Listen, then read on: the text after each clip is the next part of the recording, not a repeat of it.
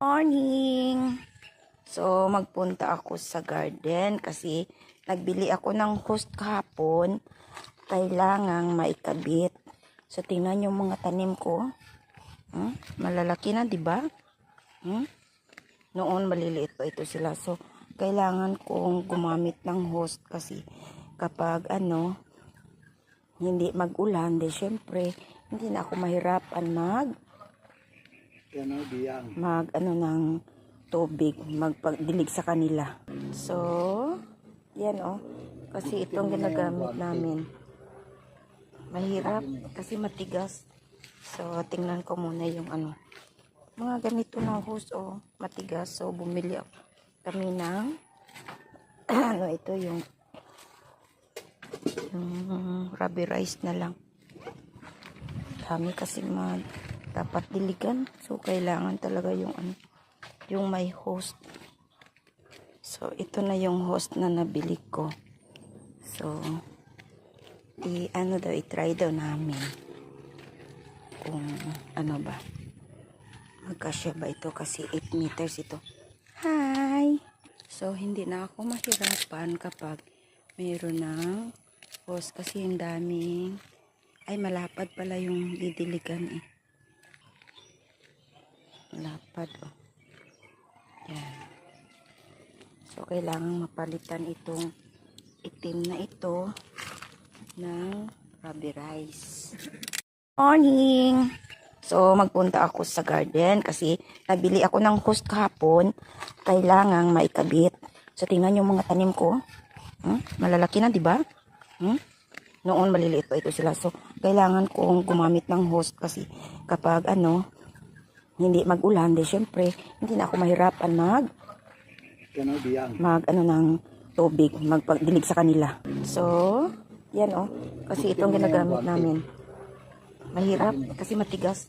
So, tingnan ko muna yung mga ganito na host matigas. So, bumili kami ng ito yung rubberized na lang. Kami kasi dapat diligan. So, kailangan talaga yung may host. So, ito na yung host na nabili ko.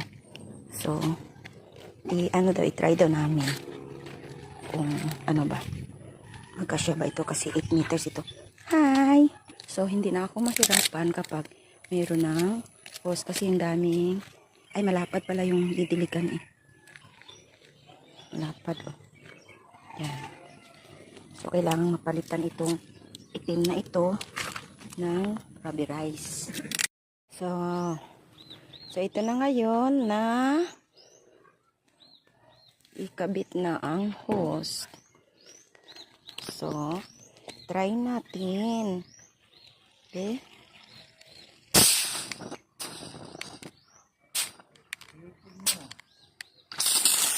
Wow, ang ganda naman.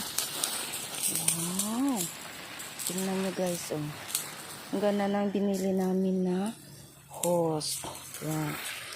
Yan, So, hindi na ako mahirapan magdilig. Tapos, meron din siyang kung ayaw mo na, so, pihitin mo lang. So, kung gusto mo, huwag mong patayin na. Ay, nag-aagi diri. Kala ko, kasi hindi ito labas ang tubig. Kaya pala doon. Yun. Hindi pala naikabit masyado. So, okay na. So, try natin ulit, Wow, ganda. May butas ba ang hose? Okay, ang galing na. Dito. Dito, dado. Tingnan mo. Hindi nga pwede yung hose mo yan. Okay. Ano pala, yung malaki?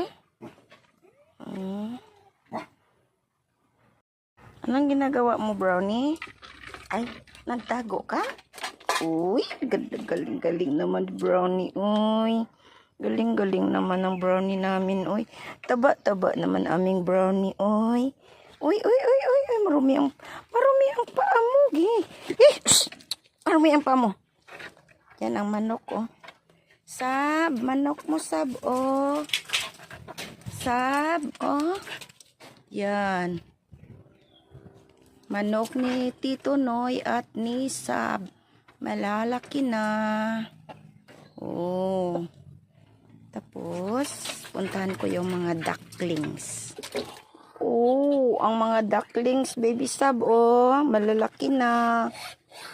Ito yung nanay, oh. Yan ang tatay.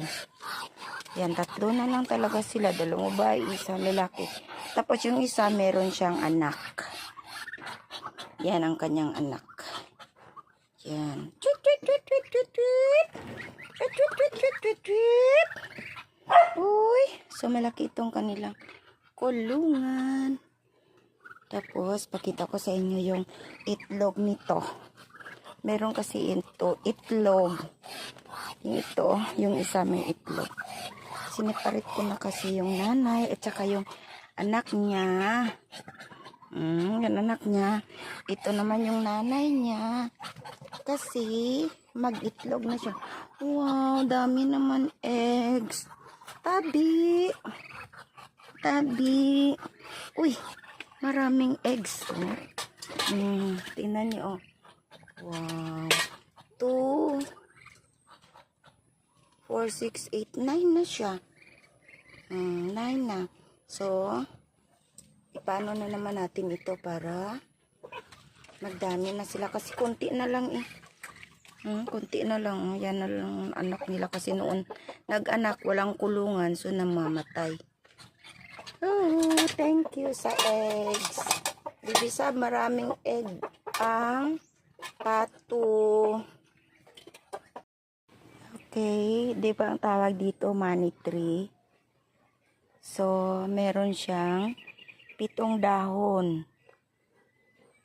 Meron din siyang 5 dahon. Meron din siyang 6 na dahon. So, galing 5, 6, 7, at saka may 8. Ano ibig sabihin ng dahon na 8? Kasi sabi nila, pag magdahon daw ito ng 7, swerte din. Pero, bakit meron siyang 8 dahon? 8. Yan o, 8. Comment below kung ano ibig sabihin ng 8 dahon sa money tree na ito.